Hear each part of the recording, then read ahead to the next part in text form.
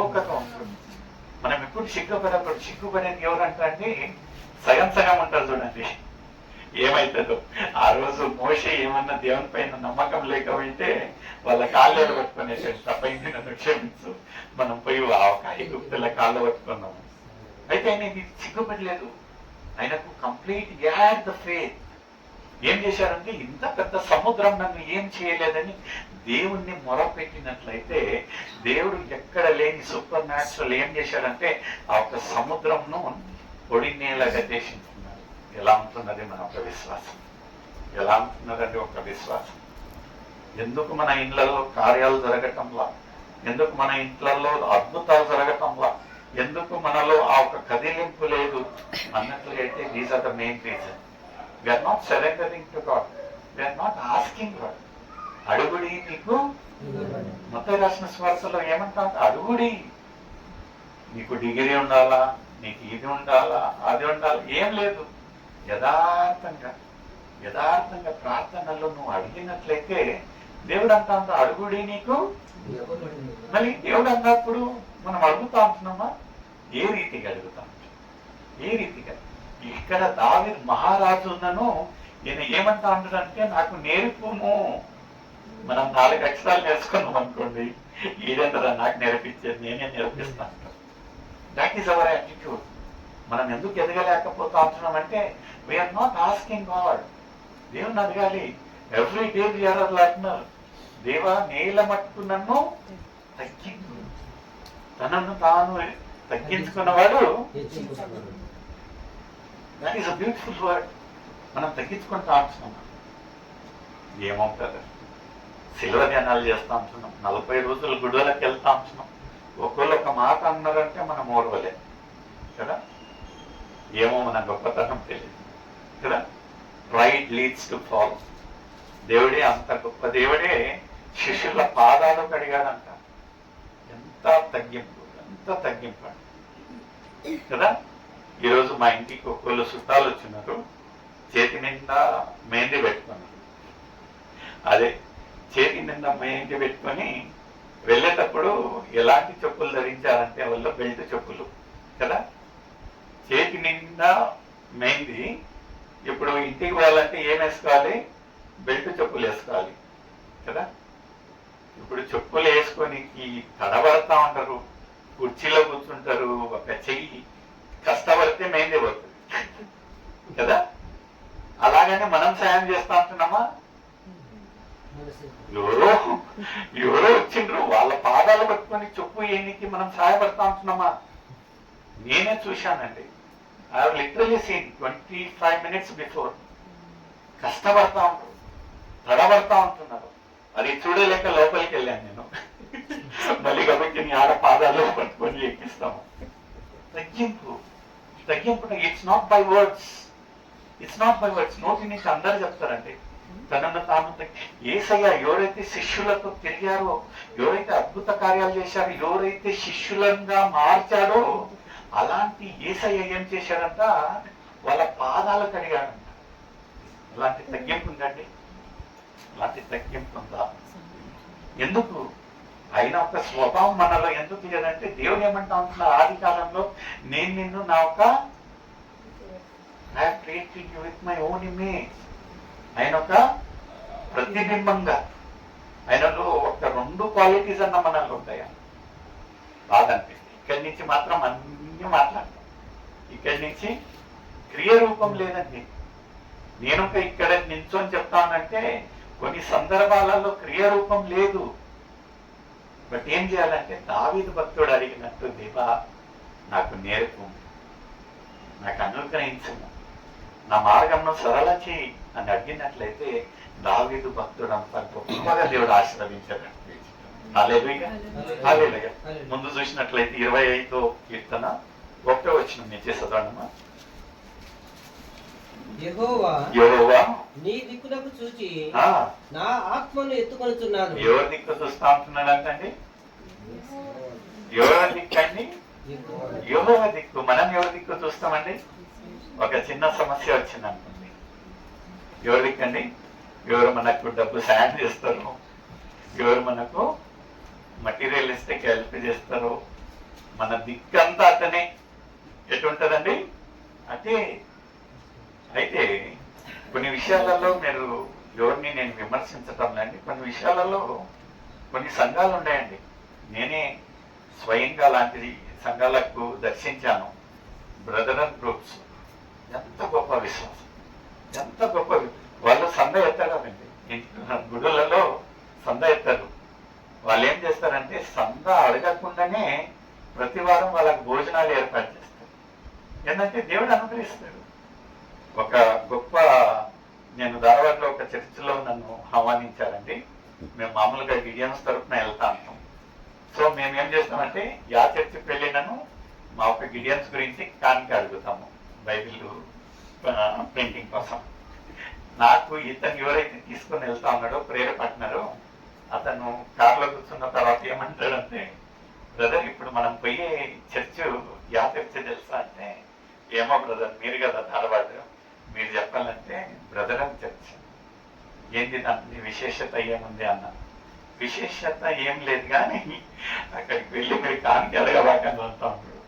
నాకుంటే జల్లన్నది, నైనా నేను వచ్చేదే కానుకల గురించి, మా ఒక సంస్థకు కానుకలు ఇస్తాననే నేను వచ్చిన. మీరేంద్ర తండ్రి మధ్య దాబా వరకు తీసుకొని వచ్చి కానుక అడగబాకంటే, లేదు నేను ఆ గుడి సంఘంలోనే ఉండేను, ఆ గుడి ఇచ్చే సందర్భం నేను ఇస్తా పర్సనల్ గా, మీరు మాత్రం అక్కడ అప్పీల్ చేయబాకంటే, ఛాలెంజ్ చేయబాక. సరేలే అని వెళ్ళాను. తర్వాత అక్కడి నుంచి వెళ్తూ వెళ్తూ అతను ఒక సాధు సుందర్ సింగ్, ఆయన గురించి చెప్పాడు. బ్రదర్ నేను 1985లో హైదరాబాద్ వెళ్ళాను ఒక పాస్టర్స్ కాన్ఫరెన్స్ కు. అక్కడ జరిగిన ఒక చిన్న విషయం చెప్తాను. ఆ రోజు ఆ ఒక కాన్ఫరెన్స్ కు దాదాపుగా 25,000 మంది అటెండ్ అయ్యారు. ఎన్ని మంది అండి? 25,000 పాస్టర్లు అన్నులందరూ అటెండ్ అయినట్లయితే టైం సుమారుగా 12:30 మధ్యాహ్నం. అంటే ఏం టైం అండి? లంచ్ టైం, మంచి భోజనాల టైం. 12:30 అయితే ఎవరైతే ఆ సాధు సుందర్ సింగ్ తోటి వాళ్ళొక సహపాఠి ఉన్నారో వాళ్ళు పోయి చెవులో చెప్తారంట, అయ్యా 12:30 అయింది టైం, ఇంకొక అర్ధగంట అయితే భోజనాలు, ఏం చేద్దాము అంటే, ఇప్పుడు ఏం సమయం జరుగుతుంది అంటే ప్రార్థన సమయం, మీరు వెళ్ళి ప్రార్థన చేయండి. ఏమన్నారంట? మీరు వెళ్ళి ప్రార్థన చేయండి. ఈయనకు భయం చుట్టుకుని, ఎందుకంటే ఆర్గనైజర్ ఏమో ఏమైనా అన్నం దొరకకపోతే ఏమవుతుందని ఇతనికి ప్రార్థనలో కూర్చుంటే ఎక్కడి నుంచి ఏమో తెలియదు కానీ 1-1:30 సమయానికి 25,000 మందికి సరిపోయే ఆహారంను దేవుడు ప్రసాదించాడు. హల్లెలూయా. ఇది ఏమో చెప్పిన మాటలు కాదండి. ఇతను అక్కడ ఉన్నాడు. అనూప్ అని ఈజ్ అ లెక్చరర్ ఇన్ పిటిల్ కాలేజ్. ఆయన చెప్తా ఉన్నాడు, brother I have seen it అన్న, I have tasted what God has done. 25,000 మందికి ఆహారము వితౌట్ ప్లానింగ్. మనం ఒక నలుగురికి ఇంట్లో పెట్టాలంటే ఎంత రాబడి, ఎంత 2 రోజుల ముందు నుంచే సిద్ధపడు. 25,000 మందికి దేవుడు ఎంత అద్భుత రీతిగా సిద్ధపాటు చేశారంటే ఇంకా నాకు అనిపించింది, నువ్వు మంచి ఉదాహరణ చెప్పినావు. నేను అడిగొచ్చి ఎన్ని కానుకెళ్ళని అడిగాను, ఇక్కడ పోయి వాక్యం చెప్పాను. There are some people who 101% rely on God. దేవుని పైన నమ్మకంతో ఏం చెప్పినానో వాళ్ళు ఏమంటారంటే దేవుడు చూసుకుంటారు. ఉన్నారండి అలాంటి వాళ్ళు, ఇంకా ఉన్నారు. ఎంత గొప్ప విశ్వాసం అంటే, ఏమన్నా పోయి చెప్పాను, దేవుడు చూసుకుంటాడు, ప్రార్థిస్తాం, దేవుడు చూసుకుంటాడు. మనకుంది ఆ విశ్వాసము. ఏమలే మొన్న చెప్పారు కదా, ఎవరో చెప్పిండ్రు నాకు, గాలిలో దీపం పెట్టి కదా, ఎందుకంటే విశ్వాసం ఉంటుంది. అదే రీతిగా గాలి పైన నమ్మకం ఉంటుంది. అది పెడతా అంటున్నాం, ఏమవుతుంది. అయితే ఇక్కడ దావీదు భక్తుడు ఏమంటా ఉంటున్నాడంటే 1వ వచనంలో, నీ దిక్కు చూస్తాం. మనము దేవుని వైపు చూసినట్లయితే మన మొరలను ఆలకించడానికి వేచి ఉంటున్నాడు. ముందు చదవనా? యెహోవా నీ దిక్కునకు చూచి నా ఆత్మను ఎత్తుకొనుచున్నాను. అమ్మా చదవండి. నా దేవా నీ యందు నమ్మిక ఉంచి ఉన్నాను. ఆయన దిక్కు చూసేదే కదండి, ఆయన దిక్కు చూసేదే కాదు, ఆయన దిక్కు చూస్తూ మనకేముండాలంటండి? నమ్మకం ఉండాలి. ఒట్టి ఆయనకెళ్ళి చూస్తూ చూస్తూ అంటే లేఖనాలు ఏమంటా ఉన్నాయంటే, తండ్రి తండ్రి అన్న ప్రతి ఒక్కడు పొద్దున్న లేస్తే తండ్రి దేవా యేసు ప్రభు యేసు ప్రభు యేసు ప్రభు అంటే లేఖనాలు స్పష్టంగా ఏమంటా ఉంటున్నాయంటే, దేవా దేవా అన్న వాళ్ళు ఎవరు పరలోకంలో చేరరు. క్రియ రూపం ఉండాలి, నమ్మకం అనేది ఉండాలి. ఊరికే దేవుడు ఉండాలంటే కుదరదండి, నమ్మకం అనేది ఉండాలి. ఇక్కడ ఇంకా ఏమంటా ఉంటున్నాడంటే, ఎవరి వైపు చూస్తా ఉంటున్నాడంట? దేవుని వైపు చూస్తూ ఇక్కడ ఏ రీతిగా చూస్తా ఉంటున్నాడంటే ఒక నమ్మకంతో చూస్తా ఉంటున్నాడు. ముందు చదవనా? నన్ను సిగ్గుపడనీయకము.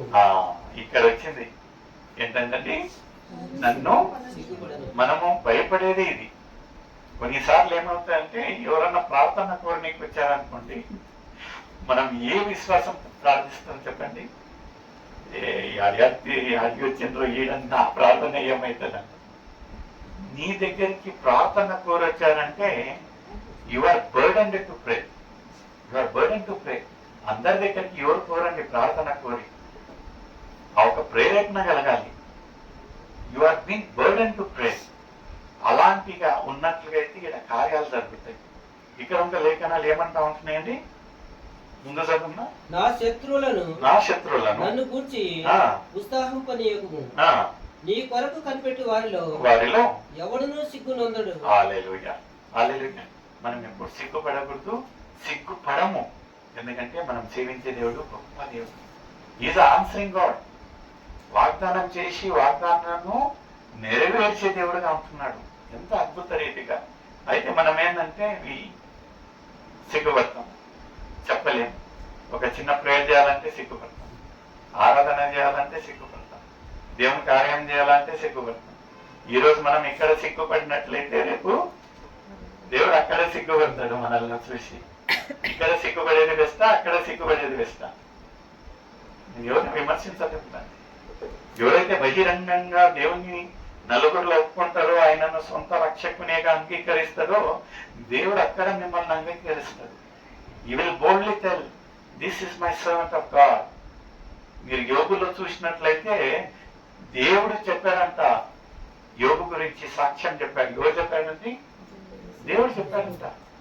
యథార్థవంతుడు, నా ఒక దాసుడు, మనుష్యులు కాదండి. అలాంటి ఒక సాక్ష్యం మనలో ఉంటున్నదా అనేది ఒక ప్రశ్న.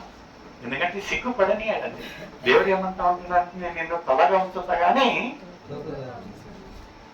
But the only thing we have to rely on God. దేవుని పైన ఒక విశ్వాసంతో రావాలి.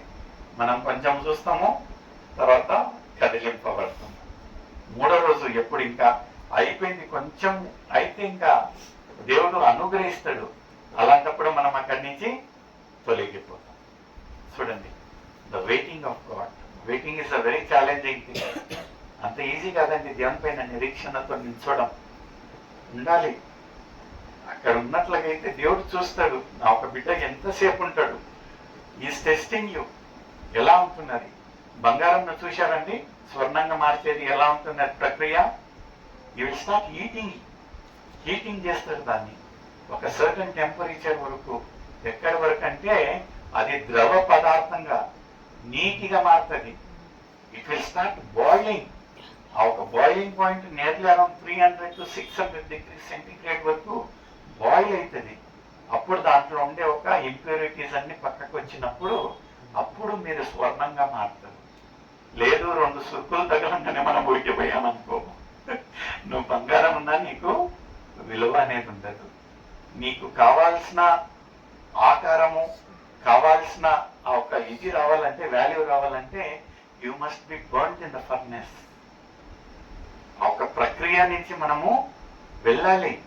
లేదు నాకు కుదరదంటే, అది చెప్పాను కదా, ఆ కొండ జాతి వాళ్ళు ఏం చేశారంట, ఒక ఫెస్టివల్ కోసమని ఒక విగ్రహం చేయాలని వాళ్ళు దీంట్లో పోయి, అరణ్యంలో పోయి 2 రాళ్ళని తీసుకొని వచ్చారంట.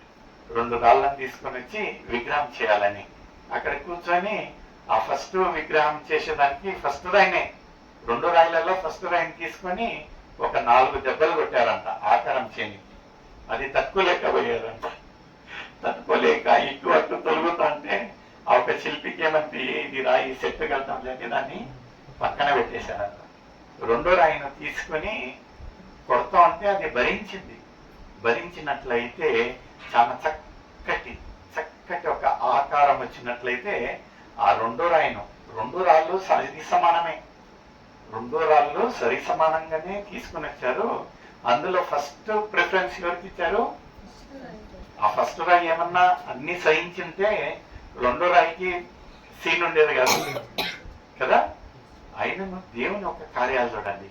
2 రాయి ఫస్ట్ రాయి తట్టుకోలేక అటు ఇటు కదిలినందుకు దాన్ని ఆ ఒక గుడి బయట పెట్టారంట. ఈ రాయిని మాత్రము చక్కగా ఆకారం చేసి ఎక్కడ పెట్టారు? గుడి లోపల పెట్టారు. వచ్చిన వారందరూ ఆ లోపల ఉండే రాయిను మొక్కారు, స్తుతించారు, పూలు వేశారు. బయటికి రాగానే ఇంకొక రాయి అన్నది కదా, వచ్చిన వాళ్ళు టెంకాయ తీసుకొని దాన్ని కొట్టింది. జీవిత కాలం అంతా ఈ రాయి దేనికి పనికి వచ్చిందండి? టెంకాయలు పగలబట్టింది. ఆ రోజే ఓర్చుకొని ఒక 4 దెబ్బలు తిని ఉంటే దానికి ఆ పరిస్థితి వచ్చేది కాదు. అది స్టైల్ గా నాకు 2 దెబ్బలకి నాకు శాత కదన్నందుకు ఎక్కడుంది ఇప్పుడు? పోయే వాళ్ళందరూ చెప్పులు దాని ముందే పెట్టేది.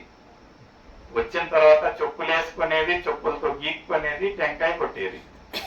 అయితే 2 రాయి ఏదైతే అన్నిటిని భరించిందో జీవితాంతము లోపల దాన్ని అతిశయంతో ఇక్కడ ఏమంటా ఉంటున్నానంటే నేను సిగ్గుపడనియను. ఎందుకంటే when you rely on God, నిన్ను తలగా ఉంచుతా గానీ మనం 2 శోధనలు వచ్చేసరికి తట్టుకోలేమంటే God is not going to help. ఏం చేయలేం. అయితే నిరీక్షణతో దేవుని పైన ఒక విశ్వాసంతో ఉన్నట్లయితే గొప్ప అద్భుత కార్యాలు చూస్తూ ఉంటాయి. ఆఖరిగా 130వ కీర్తన 5వ వచనం నేను ఇంకా ముగిస్తానండి. యెహోవా కొరకు ఏం చేయాలంట అండి? మనము కనిపెట్టుకొని ఉంటామా? కనిపెడతా ఉంటున్నామా? ఎందుకంటే దేవుణ్ణి కొరకై మనం వేచి ఉండాలి. 2వ రాకడ దేవుడు పదే చెప్తా ఉంటున్నాడు, నేను త్వరగా వచ్చుచున్నాను. అమ్మగారు చిన్ననాటి నుంచి ఇంటా ఉన్నారేమో, వాళ్ళ తాతగారు ఉన్న కాలం నుంచి ఇంటా ఉన్నారేమో, నేనుంటే చిన్నప్పటి నుంచి ఇంటా ఉన్నా. ఇంతసేపు అయినా కదా ఇంకా ఏం వస్తాడు? మా తాత చెప్పి చచ్చిపోయిండు, ఇంకా ఏడొస్తాడు. అయితే ఇక్కడ ఏం చేయాలంటే కనిపెట్టుకొని ఉండాలి. ఎందుకంటే దేవుడు ఎలా వస్తాడంటండి? దొంగ వలె వస్తాడు. దొంగ చెప్పి వస్తాడండి. బట్ ద ప్రిపరేషన్, ఎందుకంటే ఒక బుద్ధి లేని కన్యకల గురించి మనం, ఎందుకంటే దేవుడు ఎప్పుడు వస్తాడో తెలియదు. మనం కొంచెం అలసట తీయడానికి కొంచెం రెస్ట్ తీసుకున్నామా, అయితే దేవుడు ఏమంటాడంటే నువ్వు ఎవరో నాకు, అరే దేవా నేను చిన్నప్పటి నుంచి నీ కోసం వేచి ఉన్నా, నైనా నేను వచ్చినప్పుడు నువ్వు ఎక్కడున్నావు అని అడుగుతాడు. లేదు దేవా నేను చిన్నప్పటి నుంచి ప్రిపేర్ చేసుకుని నిజంగా ఎంత సిద్ధపాట్లో ఉందా, ఈడపై వాక్యం చెప్పిన, బాప్తిజం తీసుకున్నా, కానుకలు ఇచ్చిన, అంత సరేనైనా నేను వచ్చినప్పుడు నువ్వు ఎక్కడున్నావు? పనుకొని ఉన్నావు కదా. బుద్ధి లేని కన్యకల్లాగా సిద్ధపాటు కలిగి ఉండాలి. మనం ఏం చేస్తామంటే ఇంకా టైం ఉందిలే, ఇంకా బ్రదర్ బాప్తిజం తీసుకుని ఇంకా టైం ఉంది, మారు మనసు నేను రిటైర్ కానీ బ్రదర్, మా పెద్ద పిల్లలకి పెళ్లి కానీ బ్రదర్, మా ఇల్లు కట్టని బ్రదర్, అన్నిటకు ప్లాన్లు ఉంటాయి. కానీ దేవుని వైపు రానికి మాత్రము ఏమో మనకు ఒక గ్యారెంటీ కార్డు ఇచ్చి పంపినట్లు ఇన్ని సంవత్సరాలు బతుకుతామని. ఇక్కడ ఏమంటా ఉంటున్నారండి చూడండి, యెహోవా కొరకు కనిపెట్టుకొనుచున్నాను, నా ప్రాణము ఆయన కొరకు, ఆయన మాట మీద ఆశ. ఎవరి మాట పైన అంటండి? ఆయన మాట పైన ఆశ. ఎందుకంటే దేవుడు వస్తాడంటే వచ్చే వస్తాడు. ఈ రోజు లేకున్నాను రేపు వచ్చే వస్తాడు. ఎందుకంటే ఈజ్ ఆన్సరింగ్ గాడ్. చెప్పింది చెప్పినట్టు చేసే దేవుని ఉంటున్నాడు. ఒక హెచ్చరిక నీకు నాకు, ఏమలే చూద్దాంలే చేద్దాంలే అంటే రేపు అనేది మనది కాదు. ఈ రోజు ఎట్లుంది మీ యొక్క సిద్ధపాటు? ఈ రోజు దేవుడు వచ్చినట్లయితే ఆ ఒక పౌరు భక్తుడు ఏమంటాడు? జీవిస్తే బ్రతుకుతే క్రీస్తే, మరణిస్తే నాకు లాభం. ఎందుకంటే ఆయన ఒక సిద్ధపాటు ఎలా ఉంటున్నది. ఈ రోజు మన ఒక సిద్ధపాటు ఎలా ఉంది? ఈ రోజు మన జీవితాలు ముగించినట్లయితే ఎక్కడ పోతామండి? ఉందా మనకు ఒక నిరీక్షణ? అలాంటి నిరీక్షణ ఉందా? ఎలా ఉంది మన ఒక సిద్ధపాటు? ఇంకా లోకంలోనే ఉంటున్నాం. అయితే అక్కడ మన గమ్యం ఉంటున్నది. ఎక్కడండి? ఇక్కడ మనము పరదేశులము, యాత్రికులం మాత్రమే. గమ్యం అక్కడ ఉంటున్నది. ఎలా ఉంటున్నది మన ఒక సిద్ధపాటు? మన సిద్ధపాటు లేనట్టుకైతే ఇదే అనుకూలమైన సమయం, ఇదే రక్షణ దినం. మనం అందరం కళ్ళు మూసుకున్నామండి. నిజంగా